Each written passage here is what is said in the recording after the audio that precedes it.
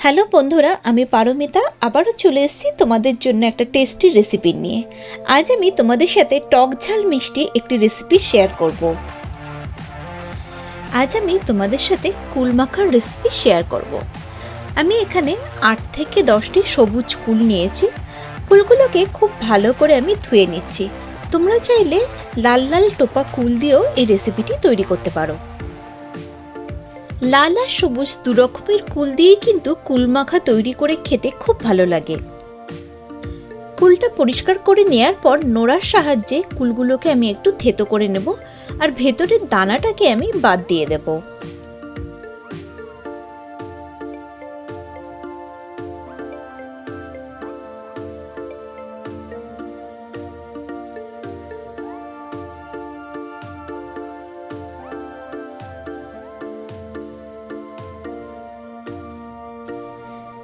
থেতো করে নেওয়া কুলগুলোকে এবার একটি বাটির মধ্যে আমি তুলে নিচ্ছি।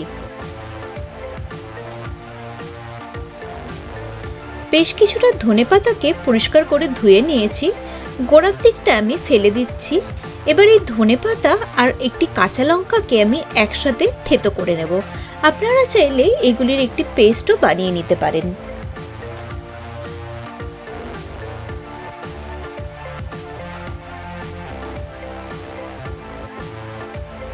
থেতো করে নেওয়া ধনেপাতা আর কাঁচা লঙ্কাটা কুলের মধ্যে মিশিয়ে দিচ্ছি। দিয়ে দিচ্ছি স্বাদ অনুযায়ী নুন, গুঁড়ো লঙ্কা দেব হাফ টিস্পুন। ঝালটা অবশ্যই আপনারা আপনাদের টেস্ট অনুযায়ী এখানে ব্যবহার করবেন। আর দিয়ে দিচ্ছি সামান্য একটু ধনেপাতা কুচি আর দেব পুদিনা পাতা। এখানে আমি 8 থেকে 10টি পুদিনা পাতা নিয়েছি। পুদিনা পাতাগুলোকে হাতের সাহায্যে একটু কুচো করে আমি এই কুল মাখার মধ্যে মিশিয়ে দেব।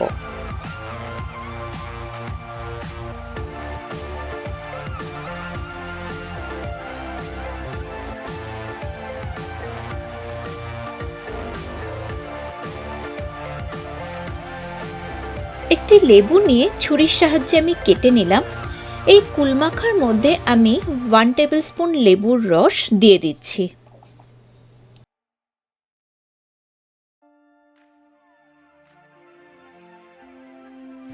দিচ্ছি 1 টিস্পুন কাসুন্দি আর সর্ষের তেল দেব 1 টিস্পুন।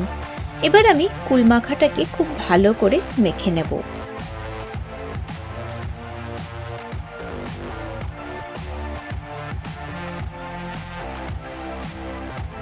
দিচ্ছি হাফ টিস্পুন চিনি।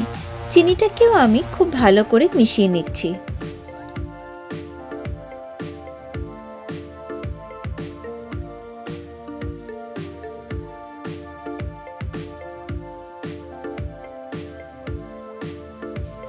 আমাদের টেস্টি টেস্টি কুল মাখা কিন্তু একদম তৈরি।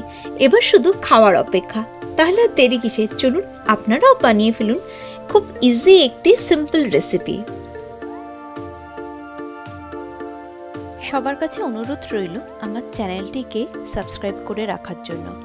পাশে থাকা বেল আইকনটিকে প্রেস করে অল করে রাখবেন। তাহলে আমার চ্যানেলে আমি যখনই নতুন নতুন ভিডিও পোস্ট করব সবগুলি নোটিফিকেশন আপনারা পেয়ে যাবেন। আর আমার রেসিপিটি আপনাদের যদি ভালো লেগে থাকে তাহলে লাইক এবং কমেন্ট করবেন আর ফ্যামিলি মেম্বার আর বন্ধুদের সাথে শেয়ার করবেন। সবাই ভালো থাকবেন, সুস্থ থাকবেন।